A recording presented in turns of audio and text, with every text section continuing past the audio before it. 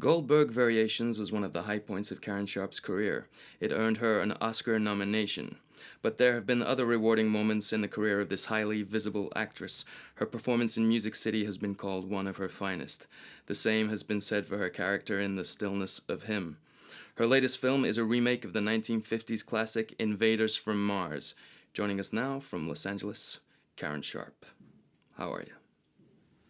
I feel very nice this morning, Charlie. How are you? Pretty good, pretty good. Yeah? Why Invasion from Mars? Invaders. Invaders. Why'd you do that? Well, I hadn't done a movie that was sort of a multi-million-dollar movie for a while. I'd done movies, independent movies, people I knew, things like that. And what happens, of course, is that you start to get out of touch with your public.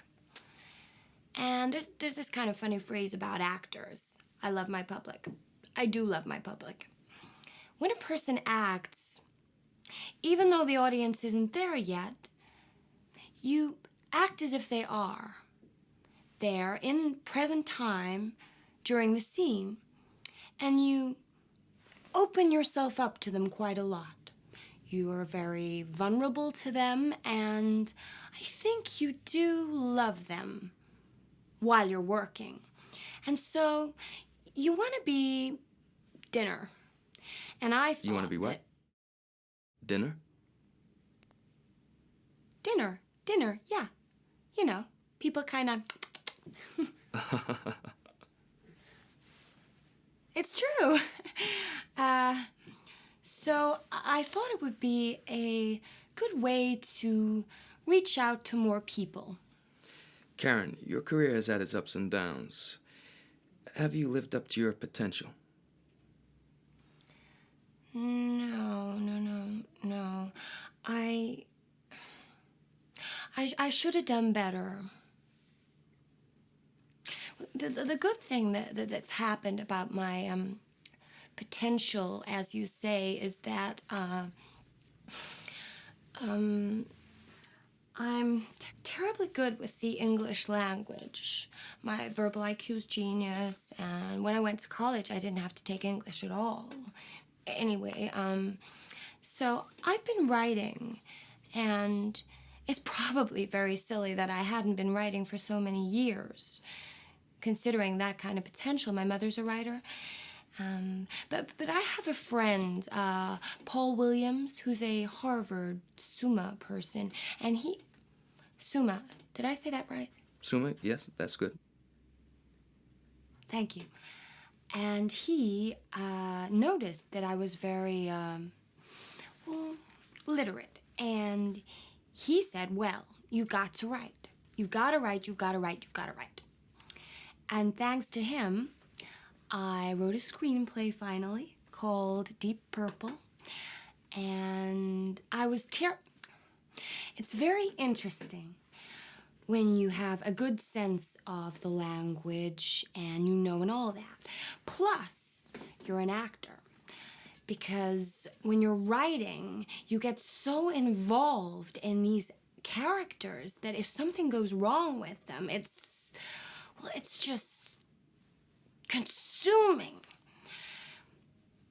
And with a lot of, with a sponsor and with certain things that need sorting out, it's been accepted at Sundance. Which is Robert Redford's place. Yeah. Where he has the summer... Yeah. Let me take a break. Oops, you're going now? What a time to leave me. Bye. Karen Sharp, stay with us.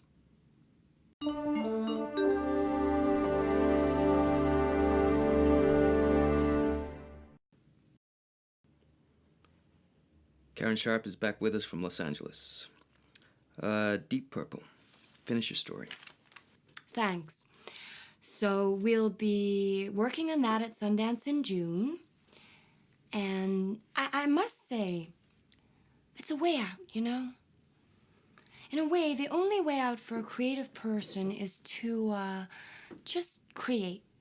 And create and create and create and create and create. You have found most success in independent films. Is that where you are happiest? Is that the place that gives you the freedom to do what you want to do? The moment the director says action, that's all the freedom you need. Because you create space and you create time. And it's a very wonderful place to dwell in, that creative space and time. Okay, but... And I must say, one thing came to mind when you asked the question. I just finished doing a film with Henry Jaglom, which was so fresh and so spontaneous. And with Henry, you know, he gives you this freedom and you cry on a dime. He's just like, oh, and you cry. Your insides here are all blah, your mind, your... Yes. And with almost everyone I've worked with, it's like that. Anyhow, I went into a film for a major studio, which I won't mention, and everyone was very careful. I'll never forget it. They were afraid that someone would hurt their reputation, which I can understand because my reputation got hurt. But I thought... When did your reputation get hurt? I think on Day of the Locust that people started saying bad things about me. Saying that you were hard to get along with? That you were... what? No. I don't know what they said. Tell me this, let me cut through all this, because you are an interesting person. What is your own self? What's your self-image? What do you think of Karen Sharp? Okay, well, I found out certain things about myself. I know that I am very warm. I try to bring people together. That's why I'm good at producing. I love everyone to love everybody. I'm always like, you've got to meet such and such. You're going to love her. And then when they don't, of course, my heart's broken.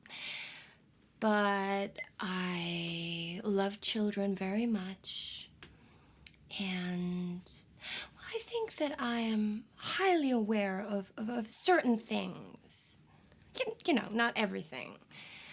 I'm very feminine, and I like to be faithful, and I think that I like things to continue. And I kind of believe that I'm sort of foolish in a way. Tell me about your ideal man. Wait a minute. I'm not done. Okay. I'm foolish because I really believe things will continue forever. Well, I'm living with my ideal man, Charlie. Kit Carson. No? I haven't lived with him for years.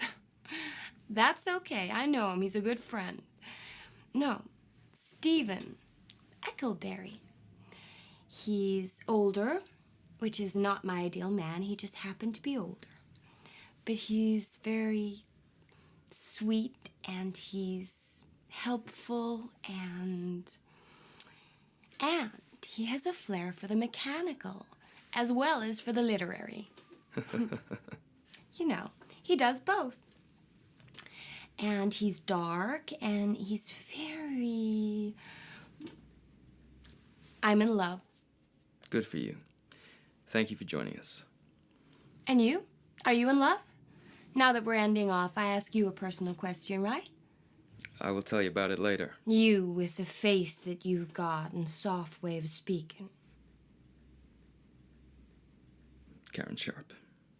No, he's not going to answer me, folks. That's true. Much success. I'm madly in love. With? You don't give up, do you? No. Much success with Invaders and especially Deep Purple. Thank you. Bye. Bye. Night Watch continues. Stay with us.